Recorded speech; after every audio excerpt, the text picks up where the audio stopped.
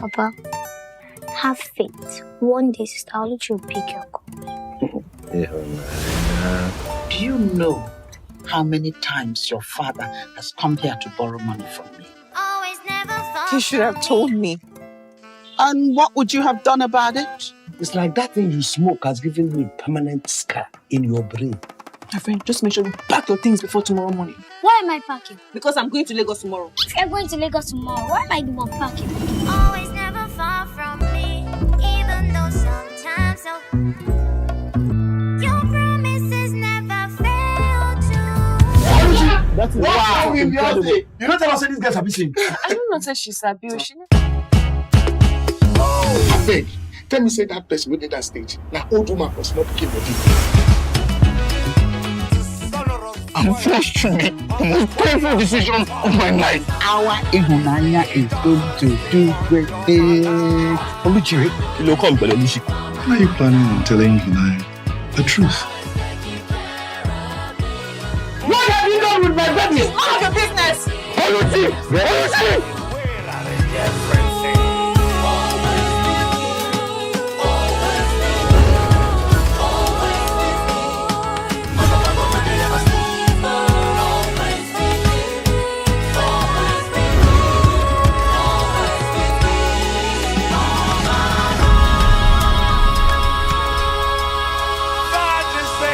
This year, I've said a lot about Nollywood's attempts to kind of erase the narrative we used to have about the industry. Narrative of they're not doing enough, they're not putting an effort. They've tried to erase that narrative over and over again this 2022. And if you ask me, have they been doing their best, to plant something in our heart? I would definitely say yes, and I do appreciate their effort. And this movie, Obaram, is definitely one of those tiny steps in the right direction, if you ask me. It's a family drama, by the way, and I think that for what it's worth, I would have loved for this movie to be a Christmas movie, holiday movie like you rightly call it. I think that this movie would have done very well as a holiday movie. However, it is not a wrong timing, but I just hope that people will be able to devote their time to see this movie. It's a daring attempt at a musical. I must give them E for effort. I love that we're beginning to see synergy between music and movie, which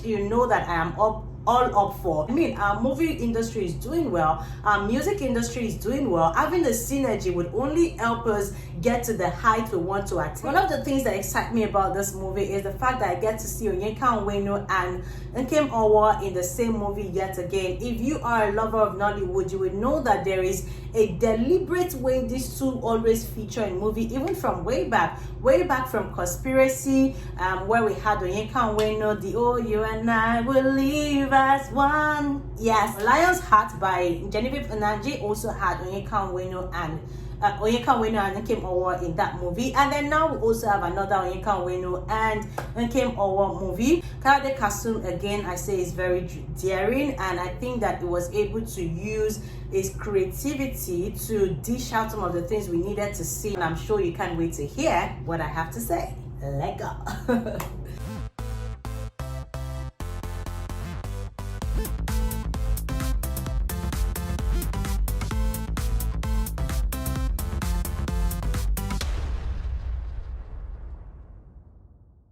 Hey guys, welcome back to my YouTube channel. My name is Moyosora Oluwa, and yes, it's so good to have you return to my channel. This is a lifestyle channel where I drop content about my works, my life, things I find interesting and fascinating, and of course a huge part of my content is reviews, movie reviews, and I've been doing that for quite some time now, over 2 years, and I say thank you for always coming back to hear my thoughts about your favorite movies or movies that you've been itching to watch. Today I'm about to review the movie Obaram. August was a bit just there with the movies, although we had quite a number of movies.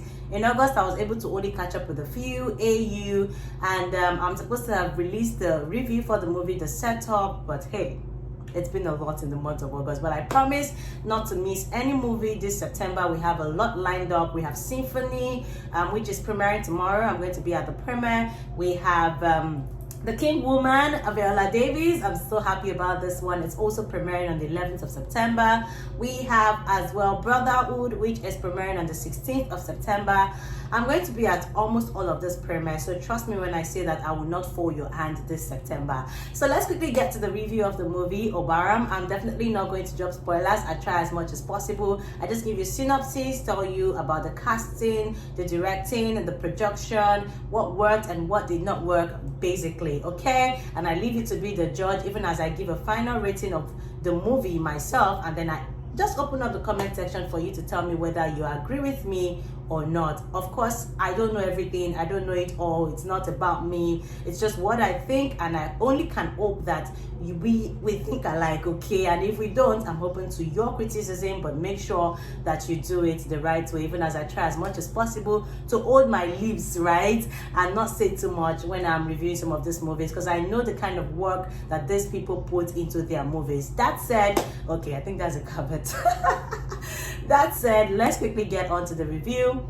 The movie started Obaram. I don't know what it means for real, but I think my husband told me that it means my blood is not evil, so I don't know if it's correct. I think he got it or saw it somewhere, but I think I want to believe that's the meaning of the word Obaram. It was promoted as a musical. It was promoted as, I think, Nigeria's first musical. I don't know if that's it, but I know it was promoted as a musical.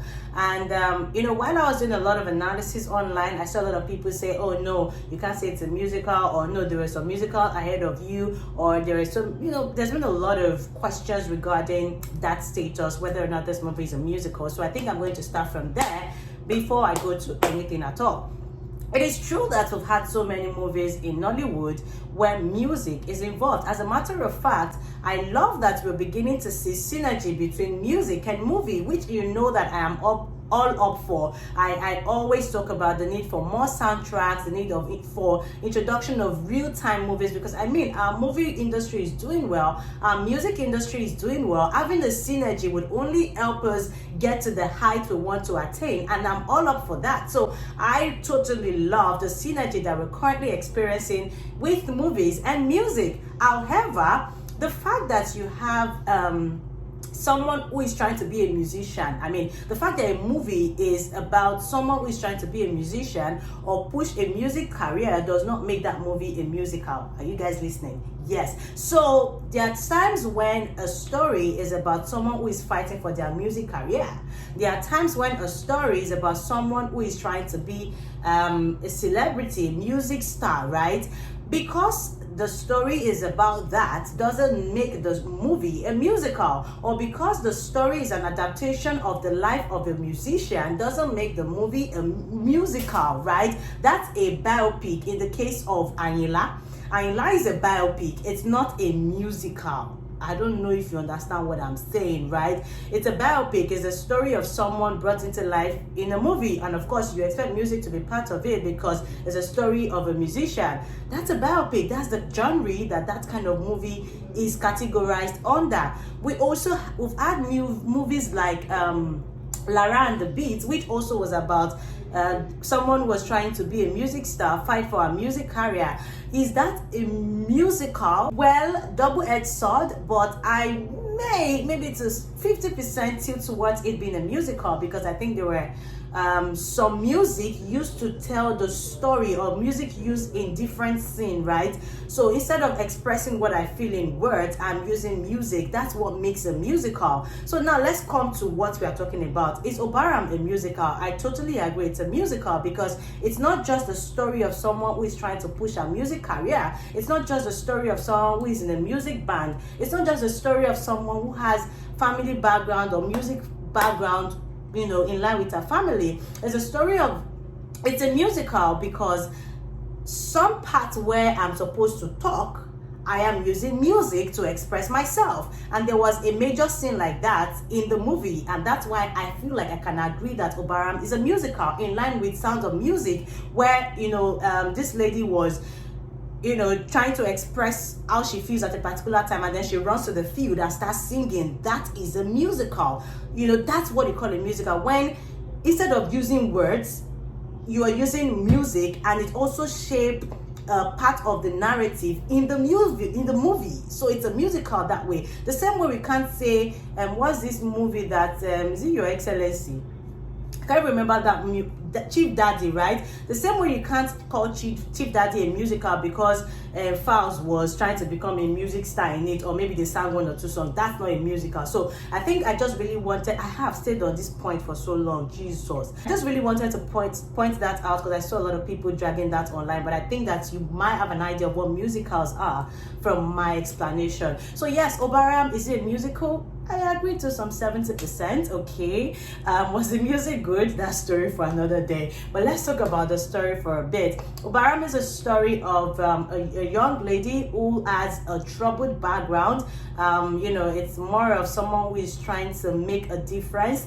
Someone who is trying to do something for herself. She loves music. I think it's from her family background and stuff. Although she has a troubled, story with her parents, her father. I'm not sure we know her mother, because I think they're talking about her mother being dead and all that stuff, but we know her father. And basically it was that story of the troubled lady trying to just do things by herself, having troubled relationship with her father, and eventually left her city and go for Lagos, and then she tried to make something for herself, join the band, that's the Cavemen, and then the story continued to unravel from her troubled lifestyle to smoking and all those stuff that were in between, money issues as well. We saw a lot of that, men issues as well. But basically the undertone in her character is that she wants money, she doesn't want to suffer, and that's basically all about that. And that role was played by Isime. We also saw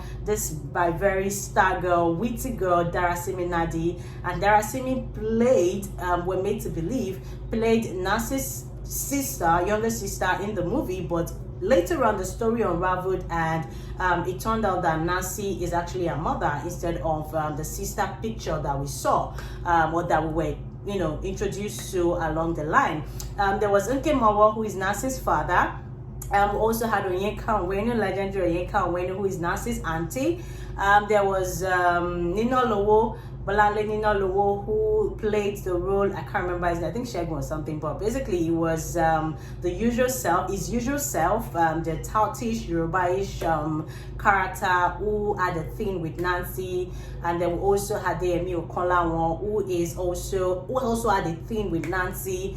I also saw Bolaji Ogumola, I think that's her name, I want to believe so. But trust me, when I saw that character, Charity, that's the name of the character, I couldn't forget, because she left an impression in my head, in my mind. Her character was really juicy. I enjoyed watching her. As a matter of fact, if not for Darasimi, who I think I cannot even push aside for anything in this movie, I actually was going to say Charity was my favorite character in the movie. And even without necessarily knowing that it was Bolaji, I just saw her and I'm like, I think this is Bolaji. Is this not Bolaji? I just kept feeling that way, even though I had not even seen, I don't think I've ever seen a full movie of Bolaji, right? But there was just something in me saying, is this not Bolaji? And when I later saw the cast list roll and then I saw her name, I was just really happy to know that she's the one that pulled off such an amazing character. Yes, so we had Bolaji in there. So Darasimi played the sister, like I said, and came over the father.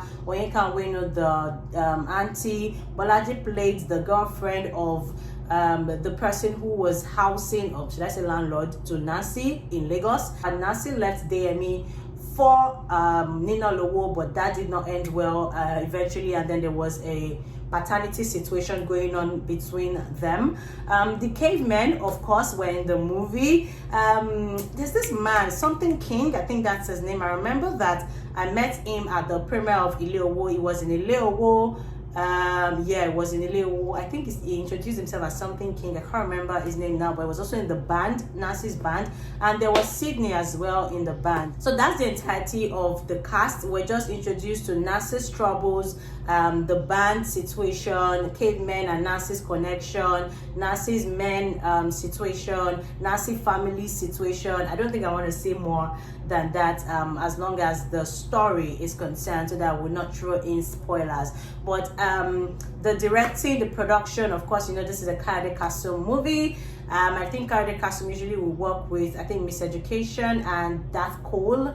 I think that's their, so I know them by their Instagram name, but it's a Kayode Kasum movie. And Kayode Kasum, of course, we know usually pay attention to details and is one of the daring producers of right now, if you ask me, and I really appreciate what he's doing and where his head is at as long as movie production is concerned. So yes, that's basically what forms the entirety of the movie, and it was a matter of fighting one's self, and trying to create a balance between one's past and present as well as future. So it was a story of retribution and restoration, if you ask me. I think that's how I can sum up the entire story.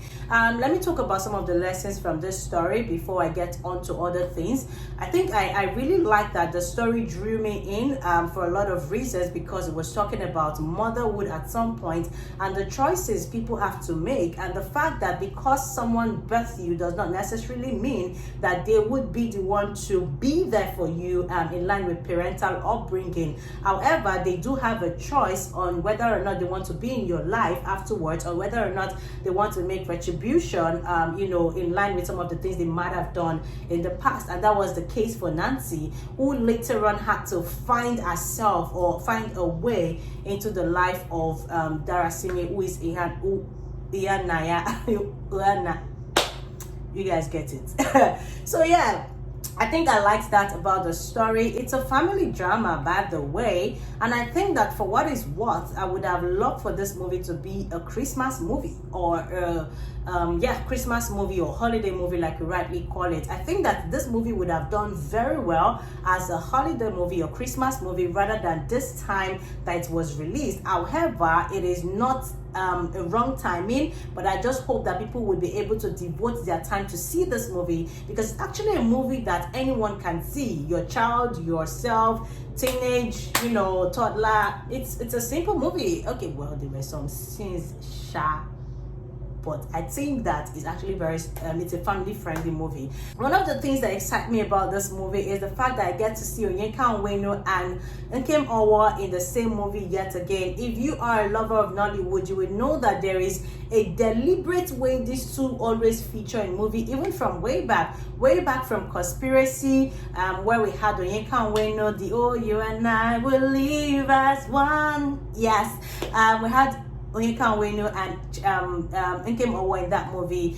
In Lion's Heart, even though I'm not a huge fan of that movie, but I mean, they sold it to us at first Netflix, whatever Nigerian film. But Lion's Heart by Genevieve Onanji also had Onyeka Onwenu and Nkem Owo in that movie. And then now we also have another Onyeka Onwenu and Nkem Owo movie. And I think that it was just really interesting to see those two back on my screen yet again. Did they do well? Yes, it was just, I wasn't expecting anything more dramatic, from both of them. I loved how subtle some of the messages came in, the fatherly role, fatherly advice. I could literally relate to some of the things that were going on there. And if you're a family person, you might probably be able to relate too. And some of the lessons were just thrown in there, from the gem Onyeka was dropping to Nkem Owo, to the gem that even Darasimi was dropping regarding honesty, integrity. The lessons were there. It's not just any other movie where I'm asking myself, so what did I learn, or what's the moral, or what's the, this one had the lessons here and there. And I think that's something that that made me give this movie a pass, apart from the good acting, which, although some of the characters were not exactly fantastic, but I think that they did what they were supposed to do. Also go to the production very quickly before I get into some of the things I do not like about the movie. Kayode Kasum, again, I say, is very daring, and I think that it was able to use its creativity to dish out some of the things we needed to see in line with production, camera angle, lighting, sound. I don't think the sound was bad. I think the sound was, very good for most part of it. Even looking at the fact that it's a musical and it had music embedded, it was not too loud. I don't think there was at any point where I felt like my ears were itching on like what I had in AU. So yes, I think that they did well with the production generally. But what I did not like, but again, after all, I figured that it's probably the cinema thing, is the fact that there were supposed to be subtitles for the Igbo languages that popped in here and there in the course of the movie. But I think that it's the cinema I watched the movie, because at some point I saw something really low below the screen level and it felt like that was the subtitle. So I really want to know if where you watched it, you guys saw the subtitle. Please let me know in the comment section. But that's something that I would have faulted the movie for if there was no subtitle, because there were a lot of Igbo languages that I didn't understand, and it felt like it was juicy. It was part of the gist I should have known. And yeah, so if you saw the subtitle in your own theater, please let me know. I would really love to know in the comment section down below. So away from that, that would have taken away from the movie, but let me see if it's just my own theater that had that issue. But away from that, let's quickly get to things that did not work for me. I mean, I've already mentioned some of the things that worked for me along the line. The story was fair, the narration was okay, the acting was good, it was moderate, the morals was in there, so I think I like that. The emotion was well told. But I for some of the things that did not work for me, okay, yeah, the production generally was also okay. For some of the things that did not work for me is the fact that there were so many loose ends in the movie that I couldn't really place my hands on. I will start from the fact that the setting of this movie was in two locations, Enugu and Lagos, but I think that because they probably did not go to Enugu to shoot, maybe they just found a setting in Lagos to suit that semi-modern Enugu lifestyle. They totally forgot that in the real sense of it, Enugu is very far from Lagos, so we can't be having one scene in Enugu now and then the same character is in Lagos almost immediately. I mean, it doesn't make any sense. You should at least give us that room to even think that, okay, yes, you let us work on our imagination with the fact that Enugu and Lagos are not even in the same place. So you can't be giving me back-to-back scene. And there was a scene with Darasimi being in Lagos 1 minute, and then the next minute she has gone to Enugu, even though they made us believe that the neighbor helped her get into a bus. She's a 10-year-old. I don't know why anybody would do that, but at the same time, there was just this really swift, and the next thing we saw Nancy in Enugu already.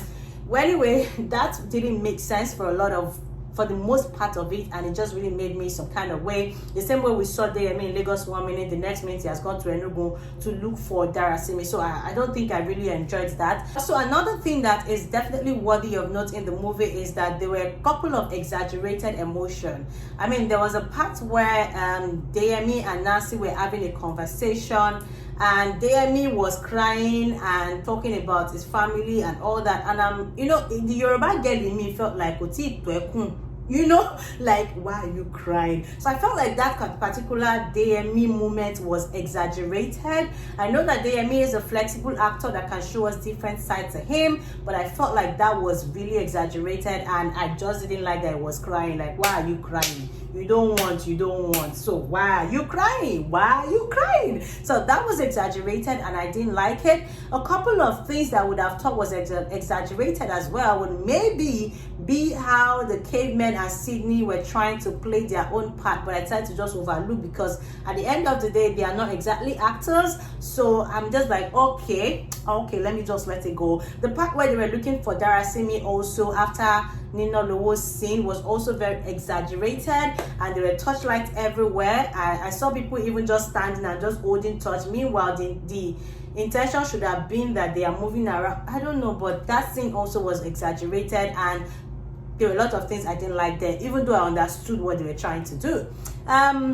Apart from the exaggeration that I saw here and there were some things that were not connecting as well in line with the story. But I decided to just use my imagination. I decided to put my imagination to work on their behalf and pretend that I understand what is going on. You know, the sharp and swift movement in scenes and narration was kind of disturbing, but I just decided to let go, because at the end of the day, sometimes you have to help them fill in the gap. So I did the filling of the gap, and then I just overlooked some of those things. Basically, I think I must also commend the effort put in by the team, especially with the musical part. I learned that Nancy had to do a lot of learning how to sing, learning how to play the guitar. I also learned that at some point the music wasn't gelling, and she'll have to come back to the studio. She didn't want to give up. She wanted it to be her voice, and I think she did well with the song. The songs were actually compelling and interesting. I hope they are on iTunes because I would love to play them, particularly the one that she sang when she was having a conversation with her father's presence. That particular song, more like I'm coming back to you or something, I think I really like it. I like the gospel touch and feel to it, and a lot of people would bear that religious sentiment, if you ask me, only if they decide to give this movie a chance. So I liked that angle as well, and it was just really sweet to watch. I do believe that Darasimi is going to do well in this industry. I hope that she doesn't fall into the hands of wrong people. I do hope that she has a good management, because that girl is definitely a star to watch out for. Apart from that, something I skipped earlier on that I liked about the movie is the advert placement, which was done brilliantly. I think that I noticed Kuda as one of the sponsors of this movie when I saw that when they were receiving money, right, I saw Nancy receiving it via, after their performance, there was, people were giving them money, and it was via the Kuda app. I just really knew that Kuda was one of their sponsors. I think that was brilliant and interesting. They didn't put it in our face like Charles of Play would do, So I liked that. Yes, I really do like the advert placement. Apart from that, generally I think the movie was a good watch, but I think that the song or the music would have been better, for a musical.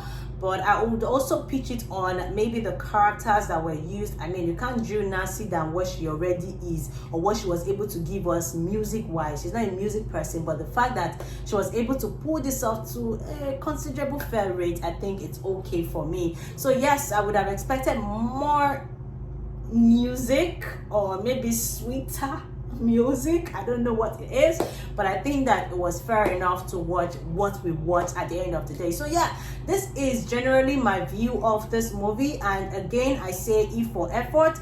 I think that it was okay. I think that I enjoyed it for what it was. The emotion was there, everything I needed it to be for a normal family Nigerian movie was averagely available. So I think that on a general note, I'm going to rate this movie a 6/10, for all of the things that were brought into it. It's a good trial, and I'm hoping that we have more people try out this genre in its full form, and let's see what we can make of it. So yes, it's a 6/10 for me. I enjoyed it. It's not bad, it's not bad. I enjoyed it, and I'm looking forward to seeing more of Kayode Kasum's work. The acting was good. I mean, I'm still struggling to pick my favorite. I think it would definitely be between Bolaji and Darasimi. Both of them killed their role very much in this movie, and Bishop was actually cool too. I enjoyed watching him as well. So yes, basically this is what I think about this movie, and I do hope that I'm sure I did not even drop any spoiler. You can go to the cinema to see it. You would love it, if you open your mind to it, and I would love to hear from you. Let me know what you think about this movie when you see it. Please drop a comment in the for me in the section down below. I would love to read from you. Again, September promises to be fun, and I will be here back to back. See you in the next one, guys. Goodbye.